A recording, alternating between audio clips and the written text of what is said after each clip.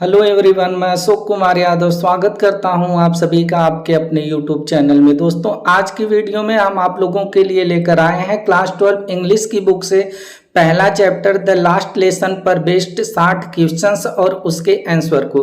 तो दोस्तों, आज की वीडियो में हम आप लोगों को वही क्वेश्चन करा रहे हैं जो क्वेश्चन आपकी बुक में दिए हैं।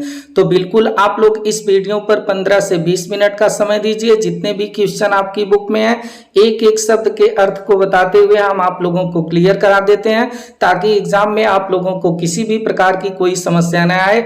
और वीडियो के लास्ट में हम आप लोगों को दो चीजें ऐसे बताएंगे जिससे कि आप लोगों का ये चैप्टर पूरी तरह से तैयार हो जाएगा। तो आइए कनेक्ट होते हैं आज की क्लास के पहले क्वेश्चन से और देखते हैं कि पहले क्वेश्चन में क्या बोला है। पहला क्वेश्चन है what was the bulletin board और हाउ वाज इट इम्पोर्टेंट। अब क्वेश्चन को समझिए। व्हाट मीन्स क्या? वाज मीन्स था बुलेटिन बोर्ड। बुलेटिन बोर्ड का मतलब होता है सूचना पट। सूचना पट क्या था? और हाउ वाज कैसे था। हाउ मीन्स कैसे, वाज मीन्स था इट, यह इंपॉर्टेंट महत्वपूर्ण। और ये जो बुलेटिन बोर्ड था ये कैसे इंपॉर्टेंट था। हमारा पहला क्वेश्चन है कि बुलेटिन बोर्ड क्या था और यह कैसे इंपॉर्टेंट था। तो आइए देख लेते हैं कि इसका आंसर क्या होगा। अब इसके आंसर में आप लोगों को लिखना है इन दोज डेज।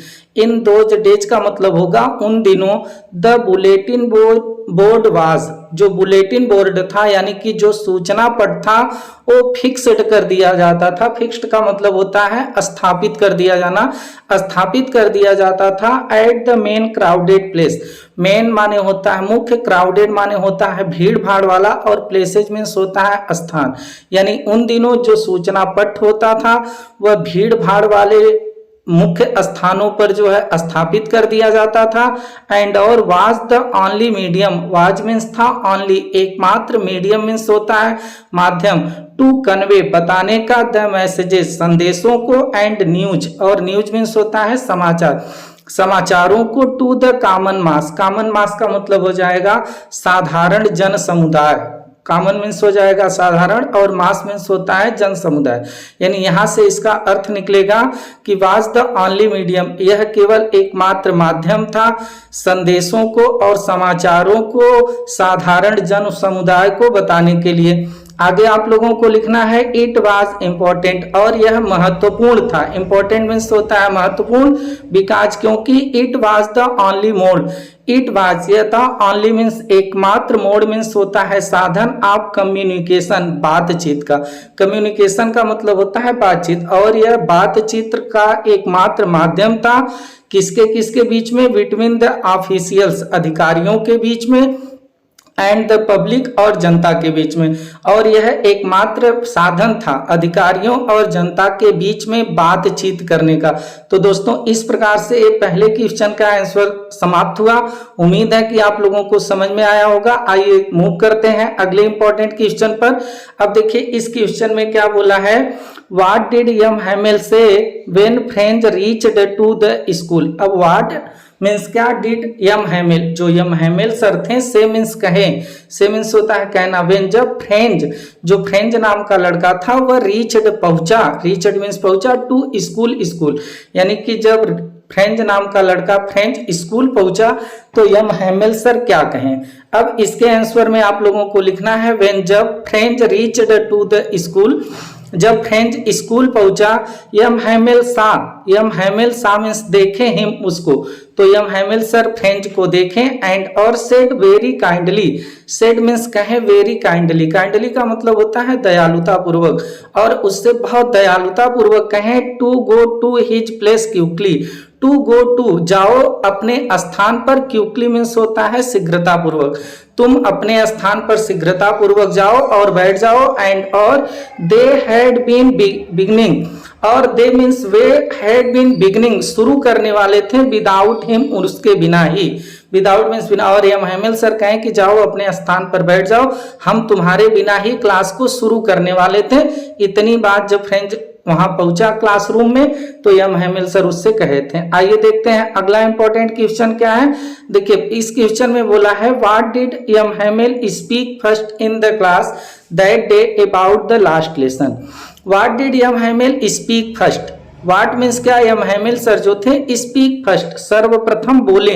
पहले बोले इन द क्लास, कक्षा में, दैट डे, उस दिन, about the last lesson, last lesson के अबाउट मीन्स बारे में, यानी लास्ट लेसन के बारे में उस दिन कक्षा में सबसे पहले यम हैमिल सर जो थे वह क्या बोले, ये हम लोगों का क्वेश्चन है।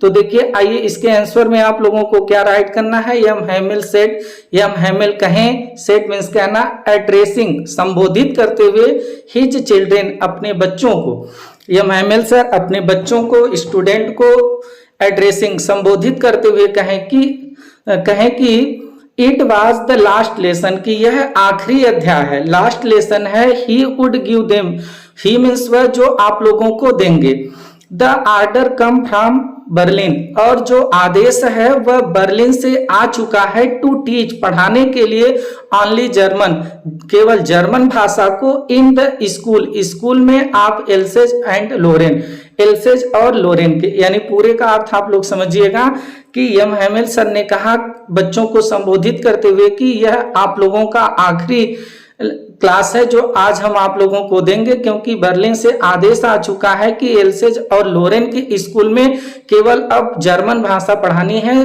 फ्रेंच भाषा नहीं पढ़ाई जाएगी। और आगे उन्होंने कहा कि द न्यू मास्टर, और नए मास्टर जो है वुड कम आएंगे, आप लोगों के जो नए टीचर हैं, नए मास्टर हैं, would come the next day, वह अगले दिन आएंगे। नेक्स्ट डे का मतलब होता है अगले दिन, अगले दिन आप लोगों के न्यू टीचर आ जाएंगे। That was their last French lesson, और दैट वाज यह था यम हैमिल सर का आखिरी फ्रेंच लेसन।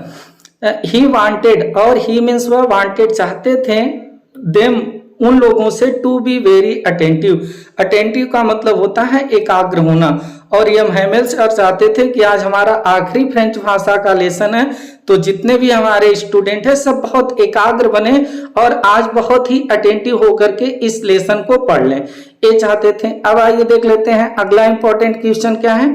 इस क्वेश्चन में बोला है what did Franz think after hearing about the last lesson.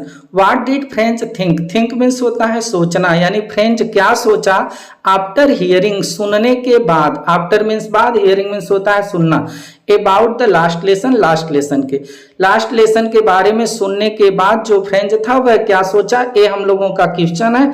तो आइए देख लेते हैं कि इसका आंसर क्या होगा। After hearing about the last lesson, यानी कि आफ्टर मीन्स बाद, हियरिंग सुनने के, लास्ट लेसन के बारे में फ्रेंच जो था लड़का वो थॉट मीन्स सोचा, दैट की ही हार्डली न्यू, ही मीन्स वह हार्डली, हार्डली का मतलब होता है बहुत मुश्किल से, न्यू मीन्स होता है जानना, वह सोचा कि वह बहुत मुश्किल से जान पाता है how to write, how means कैसे, टू राइट लिखा जाता है, और he should never learn any more, और यह भी सोचा कि ही शुड नेवर, वह कभी नहीं, लर्न मीन्स सीखा, एनी मोर और अधिक, वह कभी अधिक सीखा ही नहीं। हाउ सॉरी, और हाउ सॉरी कितना दुखी था कि ही वाज, ही मीन्स वह, वाज मीन्स था, फॉर नॉट लर्निंग नहीं सीख रहा था, हिज लेसन अपने अध्यापक, लेसन्स को, अपने जो अध्याय थे उसको, यानी कि वह कितना दुखी था कि वह कभी अपने लेसन्स को नहीं सीखता था। फॉर सीकिंग बर्ड्स एग्स, क्यों नहीं सीख पाता था, क्योंकि वह सीकिंग करने चल जाता था, तलाश करने चला जाता था बर्ड्स एग, चिड़ियों के अंडों को। And going sliding on the सार, स्लाइडिंग का मतलब होता है एक फिसलन का खेल, आप लोग क्लास में पढ़े होंगे, तो वह स्लाइडिंग करने के लिए सार पर भी चला जाता था, तो इसलिए उसको दुख था कि हमने नहीं पढ़ पाया। पूरे का अर्थ आप लोग समझेंगे तो पूरे का अर्थ निकलेगा कि लास्ट लेसन के को सुनने के बाद, लास्ट लेसन के बारे में सुनने के बाद जो फ्रेंच था वह सोचा कि मैं तो बहुत मुश्किल से जान पाता हूँ कि फ्रेंच भाषा कैसे लिखी जाती है, और अधिक अब मैं कभी नहीं सीख पाऊंगा, और उसे दुख था कि मैंने जो है अपने लेसनों को नहीं सीखा, क्योंकि वह चिड़ियों के अंडों को खोजने चला जाता था और जो है सार पर स्लाइडिंग करने चला जाता था। तो इतना आप लोगों को लिखना है। अब देखिए क्वेश्चन नंबर 5 है आप लोगों का, इसमें क्या बोला है, did French reside the participles how, did क्या फ्रेंच जो था वो रिसाइड किया, रिसाइड का मतलब होता है उच्चारण करना, बोलना, द पार्टिसिपल, पार्टिसिपल्स को अगर बोला तो हाउ मीन्स कैसे, ये हम लोगों का क्वेश्चन है। तो देखिए इसके आंसर में हम लोगों को लिखना है कि फ्रेंच डिड नॉट रिसाइट, जो फ्रेंच था वो डिड नॉट रिसाइट, रिसाइट ही नहीं किया, उच्चारण ही नहीं किया, द पार्टिसिपल्स, यानी कि पार्टिसिपल को वह बोला ही नहीं, उच्चारण नहीं किया। ही हैड नॉट लर्नड, क्योंकि ही माने वह, नॉट लर्नड, लर्न मीन्स होता है सीखना, वह सीखा नहीं था, याद नहीं किया था द रूल्स, नियमों को, आप पार्टिसिपल्स के। ही विश्ड, वह चाहता था, टू रीड, कि पढ़ दे, विदाउट मिस्टेक, बिना कोई गलती के, विदाउट मीन्स बिना, मिस्टेक मीन्स होता है गलती। वह चाहता तो था कि बिना किसी गलती के वह पार्टिसिपल के नियमों को क्लास में बता दे, बट लेकिन he got mixed up, mixed up का मतलब होता है मिला जुला देना, वह मिला जुला दिया on the first word, first word का मतलब होगा पहले ही शब्द में, लेकिन जैसे ही वह पार्टिसिपल को बोलना शुरू किया, पहले ही वर्ड में, फर्स्ट वर्ड में वह मिक्स्ड अप कर दिया, घालमेल कर दिया, यानी कि मिला जुला दिया, कुछ सही बोल दिया, कुछ गलत बोल दिया, यानी बोल नहीं पाया था। तो इस प्रकार से आप लोगों का ये भी आंसर कंप्लीट हुआ। आइए देख लेते हैं अगला इंपॉर्टेंट क्वेश्चन क्या है। इस क्वेश्चन में बोला है whom did M Hamel blame, whom means होता है किसको यम हैमेल सर जो थे वो ब्लेम करते हैं, दोषी मानते हैं फॉर द इग्नोरेंस, इग्नोरेंस में देखिए यन नहीं रहेगा, तो होम मीन्स किसको, डिड यम हैमेल सर जो थे वह ब्लेम, दोषी मानते हैं फॉर द इग्नोरेंस, अज्ञानता के लिए, इग्नोरेंस मीन्स अनदेखा करना या अज्ञानता भी आप लोग कह सकते हैं, अज्ञानता के लिए इन द स्टडी, अध्ययन में, और वाई मीन्स क्यों, जो बच्चे इग्नोर किए पढ़ाई को लेकर के, अध्ययन को लेकर के, उसके लिए यम हैमेल सर किसको दोषी मानते हैं और क्यों दोषी मानते हैं, ये हम लोगों का क्वेश्चन है। आइए देख लेते हैं इसका आंसर क्या होगा। इसके आंसर में लिखना है कि firstly for the ignorance in study, firstly सबसे पहले, फर्स्ट एकदम सबसे पहले, फॉर द इग्नोरेंस अज्ञानता के लिए, इन स्टडी पढ़ाई में, अध्ययन में, यम हैमेल सर जो थे वो ब्लेम्ड करते हैं, दोषी मानते हैं द स्टूडेंट्स विद्यार्थियों को, बिकॉज क्योंकि दे डिलेड, दे मीन्स वे डिले कर देते थे, लेट कर देते थे या पढ़न, द स्टडी, स्टडी मीन्स होता है अध्ययन, या तो वो अध्ययन को डिले कर देते थे, टाल देते थे कि आज नहीं कल पढ़ेंगे, यानी कि सबसे पहले अज्ञानता के लिए पढ़ाई की, अज्ञानिता में जो यम हैमेल सर थे वह विद्यार्थियों को दोषी मानते हैं, क्योंकि जो विद्यार्थी थे वह अध्ययन को टाल देते थे। देन तब ही ब्लेम्ड, ही मीन्स वह, ब्लेम्ड मीन्स दोषी मानते हैं दियर पेरेंट्स, उन बच्चों के माता पिता को, हूँ जो प्रेफर्ड कर देते थे, भेज देते थे, देम उनको, अपने बच्चों को, टू द वर्क काम करने के लिए, ऑन ए फार्म खेत में। उसके बाद यम हैमेल सर बच्चों के पेरेंट्स को दोषी मानते हैं, क्योंकि जो पेरेंट्स थे वह बच्चों को खेत में काम करने के लिए भेज देते थे। आर एट द मिल्स, देखिए यहाँ पर ए फार्म डबल हो गया है, एक ही बार रहेगा, मिल्स का मतलब होता है कारखाना, या तो किसी कारखाने में काम करने के लिए भेज देते थे। एंड देन, और तब ही ब्लेम्ड, ही मीन्स वह ब्लेम्ड दोषी मानते हैं हिमसेल्फ टू, हिमसेल्फ मीन्स होता है स्वयं को, टू मीन्स भी, उसके बाद यम हैमेल सर जो थे वह स्वयं को भी दोषी मानते हैं for giving them holidays, for giving जो दे देते थे बच्चों को, हॉलीडेज मीन्स होता है छुट्टियां, और यम हैमेल सर भी बच्चों की छुट्टियां कर देते थे, इसके लिए वह स्वयं को भी दोषी मानते थे। तो इस प्रकार से आप लोगों का ये भी क्वेश्चन कंप्लीट हुआ। आइए देख लेते हैं अगला इंपॉर्टेंट क्वेश्चन क्या है। अब देखिए इस क्वेश्चन में बोला है what did M Hamel say about the language, या फ्रेंच लैंग्वेज भी यहाँ पर रह सकता है। तो व्हाट डिड यम हैमेल से, यम हैमेल सर क्या कहें अबाउट मीन्स बारे में, द लैंग्वेज भाषा के या फ्रेंच भाषा के, एंड और इट्स इम्पोर्टेंस, इम्पोर्टेंस का मतलब होता है महत्व, और इसके महत्व के बारे में, यानी जो यम हैमेल सर थे वो फ्रेंच भाषा के बारे में और इसके महत्व के बारे में क्या कहें। ये बहुत ही इंपॉर्टेंट क्वेश्चन है, आप लोग इसको तैयार कर लीजिएगा। यम हैमेल सेड, यम हैमेल कहें दैट की the French language was the most beautiful language in the world, ये जो फ्रेंच लैंग्वेज है ये मोस्ट ब्यूटीफुल लैंग्वेज, ये मोस्ट माने अधिक खूबसूरत, ब्यूटीफुल में खूबसूरत भाषा है, इन द वर्ल्ड संसार में, यह संसार में सबसे खूबसूरत भाषा है। द क्लियरेस्ट, यह बहुत क्लियरेस्ट भाषा है, क्लियरेस्ट का मतलब होता है स्पष्ट, एक फ्रेंच भाषा जो है स्पष्ट भाषा है, एंड मोस्ट लॉजिकल, और बहुत लॉजिकल है, लॉजिकल का मतलब होता है तार्किक, और अधिक तार्किक भाषा है।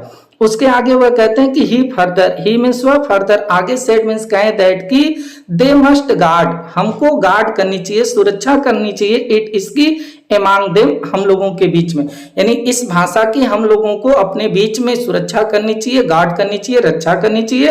एंड और never forgot it, forgot means होता है भूलना, नेवर मीन्स कभी नहीं, और इस भाषा को कभी भूलना नहीं चाहिए। ये बहुत इंपॉर्टेंट क्वेश्चन है दोस्तों, आप लोग इसको पूरी तरह से एग्जाम तक तैयार रखिएगा। कंप्लीट हुआ। अब देखिए अगला इंपॉर्टेंट क्वेश्चन आप लोगों का है, what did Franz think about the pigeons why. अब व्हाट डिड फ्रेंच, वो जो फ्रेंच नाम का लड़का था वो क्या, थिंक मीन्स सोचा, अबाउट द पिजन्स जो कबूतरें थी, और वाई मीन्स क्यों, और क्यों सोचा, यानी कबूतरों के बारे में जो फ्रेंच था वो क्या सोचा और क्यों सोचा, ये हम लोगों का क्वेश्चन है। आइए देख लेते हैं इसका आंसर क्या होगा। फ्रेंच थॉट, फ्रेंच नाम का जो लड़का था वो थॉट में सोचा about the pigeons, about means बारे में, पिजन्स मीन्स होता है कबूतर, कबूतरों के बारे में सोचा कि will they make sing in German, कि ये जो प्रूसिया के लोग हैं, जर्मन के लोग हैं, क्या दे मीन्स वे मेक सिंग गवा लेंगे, सिंग मीन्स होता है गवा लेना, इन जर्मन, जर्मन भाषा में। हम लोगों को तो मजबूर कर दिए कि यहाँ पर जर्मन भाषा पढ़ाई जाएगी, तो क्या कबूतरों से भी ये लोग जर्मन भाषा गवा लेंगे, बिकॉज क्योंकि ऑन द रूफ, छत पर द पिजन्स जो कबूतर थी वो कूड, कू की आवाज निकाल रही थी, वेरी लो, वेरी लो का मतलब होता है बहुत धीरे धीरे, क्योंकि जो कबूतरें थी वह छत पर बहुत धीरे धीरे कू कू की आवाज निकाल रही थी। एंड और जर्मन लैंग्वेज, और ये जो जर्मन भाषा थी वाज फोर्सिबली, बहुत बलपूर्वक इम्पोज्ड कर दिया गया था, हम लोगों के ऊपर लाद दिया गया था।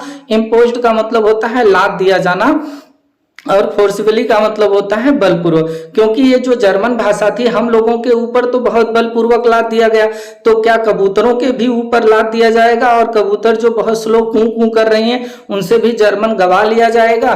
तो ये जो है फ्रेंच सोचा था कबूतरों के बारे में। अब आइए देख लेते हैं अगला इंपॉर्टेंट क्वेश्चन क्या है।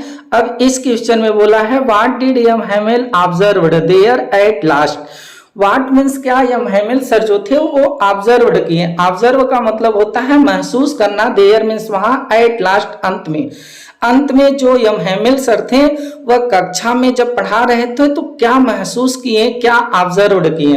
तो देखिए इसके आंसर में लिखना है आप लोगों को, एट लास्ट अंत में यम हैमिल सर जो थे वो ऑब्जर्व्ड देयर, ऑब्जर्व किए, महसूस किए, देयर मीन्स वहां, फर्स्ट एट वन थिंग, पहली चीज को, फर्स्ट एट वन थिंग पहली चीज को देखते हैं, एंड देन और तब, एट अनदर दूसरी चीज को देखते हैं, यानी कि वो पहली चीज को देखते हैं उसके बाद दूसरी चीज को देखते हैं, एज इफ मानो कि ही वांटेड, यम हैमिल सर चाहते हो, वांटेड मीन चाहना, टू फिक्स, फिक्स का मतलब होता है एकदम स्थापित कर लेना, बैठा लेना, इन हिज माइंड अपने मस्तिष्क में, जस्ट हाउ एवरीथिंग जैसा कि एवरीथिंग सभी चीजें, लुक्ड मीन्स दिखाई दे रही थी, in that little school room उस छोटे से स्कूल के कमरे में, यानी कि उस छोटे से स्कूल के कमरे में सभी चीजें जैसी दिखाई दे रही थी मानो वैसे ही हम हैमिल सर सभी चीजों को अपने माइंड में स्थापित कर लेना चाहते थे,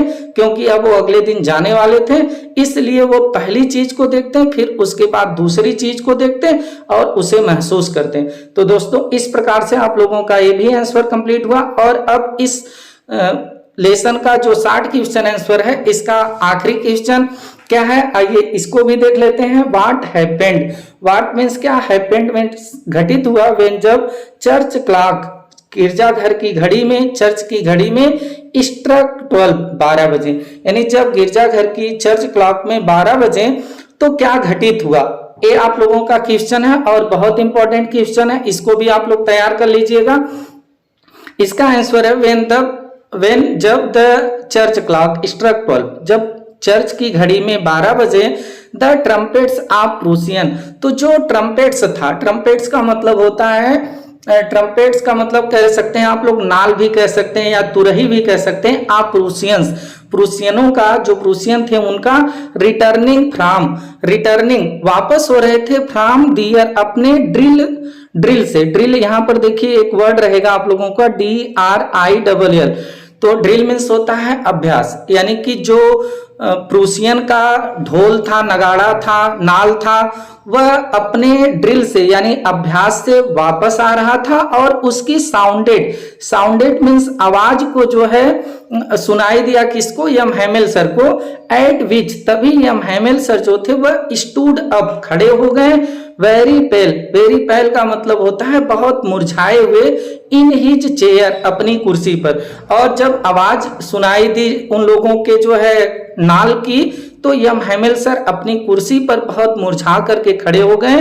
ही ट्राइड टू गिव, और ही मीन्स वह ट्राइड किए, कोशिश किए, टू गिव देने का, हिज फेयरवेल वर्ड्स अपने विदाई के शब्दों को, कि हम कुछ विदाई के शब्द के रूप में बच्चों से कुछ बोल दें, लेकिन चोक्ड वह अवरुद्ध हो गए। चोक्ड मीन्स होता है रुक जाना, अवरुद्ध हो जाना, लेकिन उनका जो गला था वह चोक्ड हो गया, अवरुद्ध हो गया, वह कुछ बोल नहीं पाए। तो इसका अर्थ आप लोग फिर से समझ लीजिए, आप लोगों को क्लियर हो जाएगा कि जब गिरजाघर की घड़ी में 12 बजे तो जो प्रूसियन थे वह अपने अभ्यास से एक तुरही के साथ या एक नाल के साथ वापस हो रहे थे, जिसकी आवाज को यम हैमिल सर सुने और अपनी कुर्सी पर बहुत मुरझा करके खड़े हो गए। वह कोशिश किए कि हम विदाई के कुछ शब्दों को बोल दें, लेकिन उनका गला अवरुद्ध हो गया। तो दोस्तों इस प्रकार से आप लोगों का ये जो चैप्टर है द लास्ट लेसन, इसके जो 60 क्वेश्चंस और उसके आंसर थे 10 आप लोगों की बुक के हम आप लोगों को कराएं। उम्मीद है कि आप लोगों को समझ में आया होगा। और 2 चीजें इस चैप्टर के बारे में हम आप लोगों को और बताना चाहेंगे, जिससे कि ये चैप्टर आप लोगों का पूरी तरह से तैयार हो जाएगा। तो इस चैप्टर में आप लोग देखे होंगे यम हैमिल सर और फ्रेंच। तो यम हैमिल का कैरेक्टर स्केच और फ्रेंच का कैरेक्टर स्केच, यानी इन दोनों लोगों का जो चरित्र चित्रण है कैसे एग्जाम में लिखा जाएगा, आप लोग इसको भी तैयार कर लीजिएगा। और इतने क्वेश्चन अगर आप लोगों के तैयार हैं तो आप लोगों को इस चैप्टर से अगर कोई भी प्रश्न पूछता है तो किसी भी प्रकार की कोई समस्या नहीं आएगी। तो आप लोग सर्च कर सकते हैं यम हैमिल का कैरेक्टर स्केच या फ्रेंच का कैरेक्टर स्केच। तो आप लोगों को हम ये दोनों कैरेक्टर स्केच चैनल पर अपलोड किए हैं और सबसे ऊपर ही आप लोगों को मिल जाएगा। तो उम्मीद है कि अब आप लोग इतना जरूर करेंगे। और इस चैप्टर का 2 वीडियो हम 60 क्वेश्चन आंसर का और अपने चैनल पर अपलोड किए हैं, चाहे तो आप उसको भी पढ़ सकते हैं, जो कि कुछ एक्स्ट्रा क्वेश्चन है आप लोगों के मजबूती के लिए।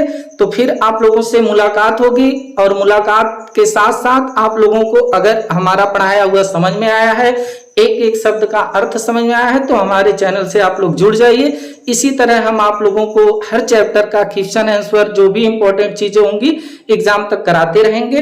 तो नमस्कार, जय हिंद, वंदे मातरम।